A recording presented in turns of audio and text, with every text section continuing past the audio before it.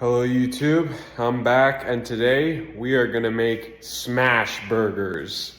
Here's what you're gonna need. Get your ground beef, cut it up into 4 sections with your knife, and roll each little section into a ball. Then put each ball into the fridge and let them cool while you prepare all your other stuff.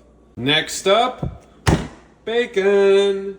Cook up that bacon real good till it's nice and crispy, just like your mama likes it. Now we need buns. Smear some butter on each side of the bun and toast each side.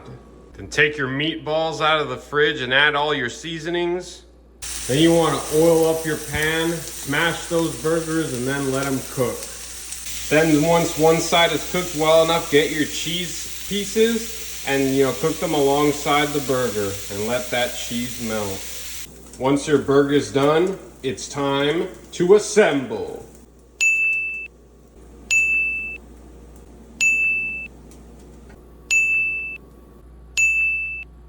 Now all that's left to do is get your favorite soft drink of choice and dig in. Enjoy.